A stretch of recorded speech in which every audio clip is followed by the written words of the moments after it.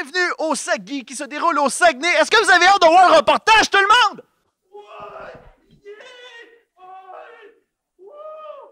J'en demandais pas trop, Christian.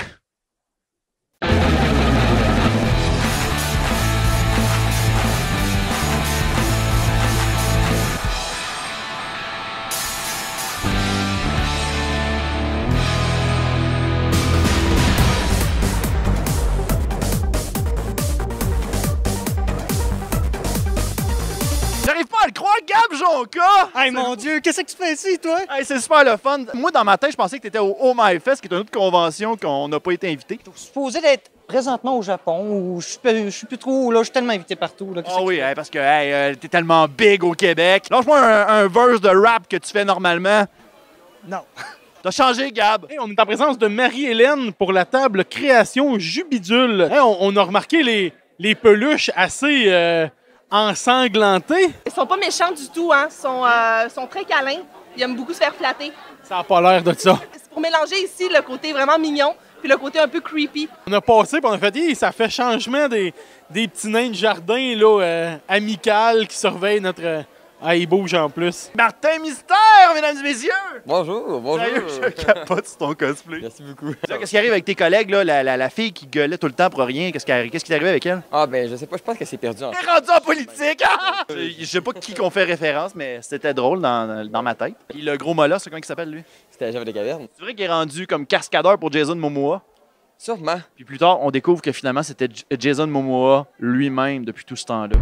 Jason Momoa, là, il a comme la shape d'une tribu tribale à lui tout seul. Je pense qu'il pourrait même genre détruire une tribu tribale lui-même. Juste son regard menaçant, il serait capable de faire exploser du monde. Ça serait épouvantable. Là, on est avec une cosplayeuse de Judy de Zootopia. Allô?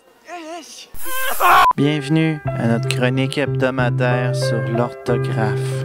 Luduc et compagnie avec un S. Mais Luc, on est plusieurs dans la compagnie, ça prend un S.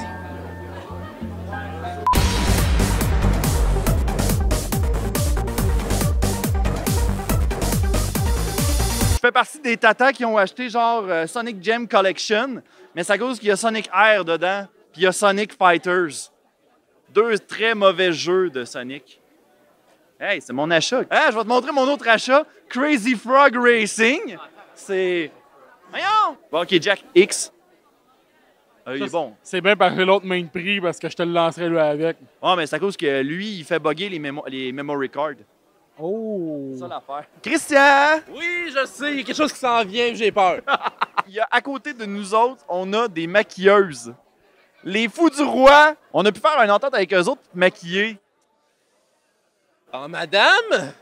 OK. Le premier, c'est pas de madame, OK? Je pense qu'on a assez vu de personnages de Luduc maquillés en femme. OK. Aujourd'hui, tu vas te faire maquiller en quelque chose qu'on ne te dira pas. OK. Est-ce qu'il va falloir que je devine à la fin ou il va falloir... Ben, tu vas pouvoir le voir à la fin. OK, je fais une réaction. OK, il va une réaction.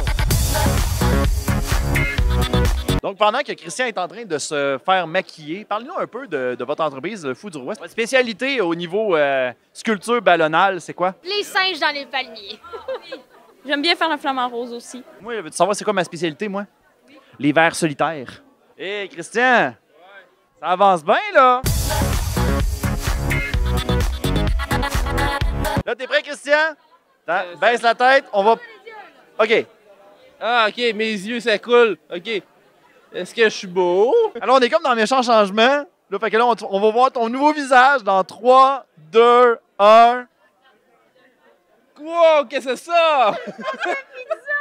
J'ai une pizza! On dirait que je retrouve mon adolescence! À cette heure, vous pouvez m'intimider! Eh bien, merci beaucoup, les Fous du Roi! Bienvenue à notre chronique hebdomadaire sur l'orthographe. Luduc est un YouTuber québécois. Il est notamment connu pour ses cépacules réalisées pendant son passage dans plusieurs conventions, avec pas de S, du Québec, mais également pour ses clips musicaux. Il est l'investigateur de plusieurs projets, notamment Versus, Top 5 et encore une bande dessinée.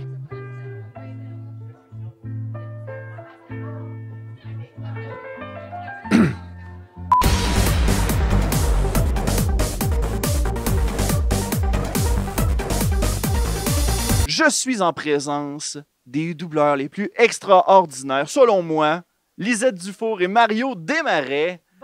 Bonjour. Vous faites partie des invités du Saguier. Comment on prend ça? C'est un petit velours quand même. Absolument. C'est très, très, très gentil de nous avoir invités pour parler du doublage parce que c'est quelque chose qu'on adore, Lisette et moi, et qu'on fait depuis, des temps immémoriaux. Ben oui. En plus de travailler ensemble, vous êtes un couple. Eh oui. Oui. Alors, Lisa Simpson, elle sort avec le directeur Skinner. Des fois, quand vous faites des chicanes, est-ce que vous vous embarquez dans les voix ou ben non, c'est vraiment vos voix normales? Seulement elle. Comment a débuté cette folle aventure de votre côté? Moi, j'y suis arrivée un peu plus tard dans ma carrière.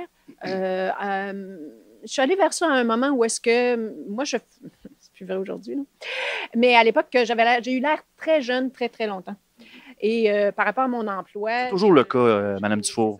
Je faisais plus jeune, mais là, les gens savaient que j'étais plus vieille, alors j'avais moins d'emploi. Donc, je suis allée vers le doublage parce que ça ouvre un grand monde au niveau de l'emploi, parce que c'est beaucoup plus ouvert. On n'a pas...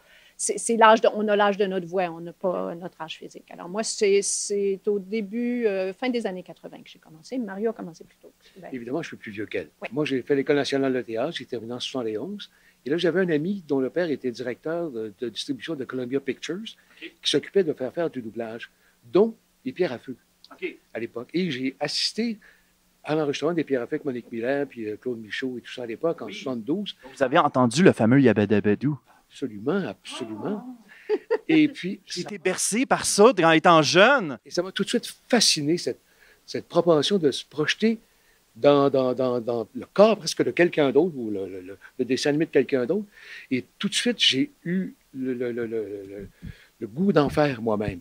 Alors, en 1976, le gouvernement fédéral a donné des subventions et il y a eu des cours de doublage donnés par les véritables directeurs de plateau dans les vrais studios. On faisait le tour pendant 6 ou 7 semaines. Et là, j'ai commencé à travailler en 76, 77. Et ça a commencé à démarrer plus en 80. Puis déjà, à ce moment-là, on faisait moins de films, beaucoup plus de séries. Entre autres, c'est moi qui doublais Steve Banner dans L'Incroyable Hulk, avant qu'il se transforme. Là. Okay.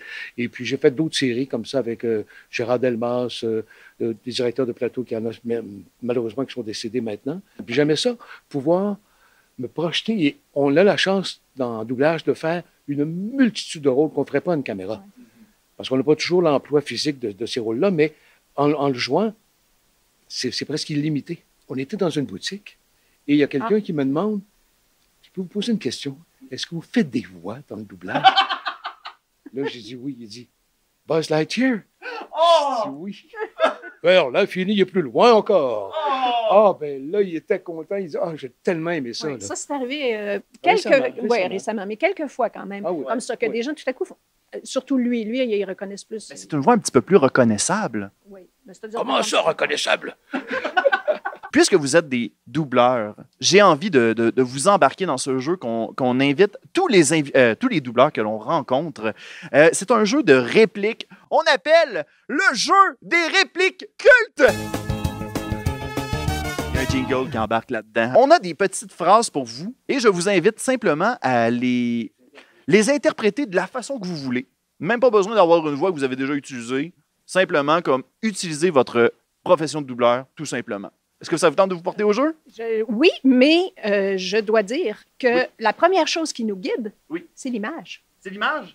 Oh, c'est vrai, ça. La première chose qui nous fait décider d'une voix, c'est ce qu'on voit. C'est le personnage, c'est qu'est-ce qui dégage. Est-ce qu'il y a des grondins, on va parler comme ça. C'est ça qui nous dit, qui nous lance. OK, ben Christian, viens ici. Alors, Christian, qui va être le support visuel. Ça, je connais pas toutes les répliques. Fait que, mettons qu'on y va avec le premier. Fais juste le mimer, OK? Moi, je trouve que c'est un bon support visuel, ça. Mettons qu'on y va avec Mario. Ça n'a tellement aucun rapport. Mon petit Litchi, t'as oublié de déjeuner? Non, mais c'est quoi ce moteur en carton? Accélère un peu, merde! Je mets les pieds où je veux, Little John, et c'est souvent dans la gueule! Et finalement, on a une petite conversation de Slapshot. Vous avez fait une voix dans Slapshot? Oui, je doublais le capitaine de l'équipe. On a justement le capitaine de l'équipe, je pense. Il jette son bâton, il enlève ses gants. Il saute sur nous autres sans avertir. Il nous insulte. Il insulte toute l'équipe, mais Dave était là. Dave? une terreur! Ouais. Dave, c'est un tueur. Dave, il est magané. Merci beaucoup, Mario. Merci beaucoup, Lisette, pour votre Plaisir. temps. Merci, merci. Et on vous souhaite un excellent Sac Geek. On espère, nous aussi, qu'il va y avoir beaucoup de monde. Des accords durs et durs à coudre qu'un marteau, c'est tout ce qu'il vous faut pour vivre dans un sio. J'ai peur de rien, ni des boulets, ni des anglais, ni des soldats, ni des batailles. Je n'ai pas peur des représailles, j'ai peur de rien. Laissez ma peau, j'ai peur de rien. Voilà.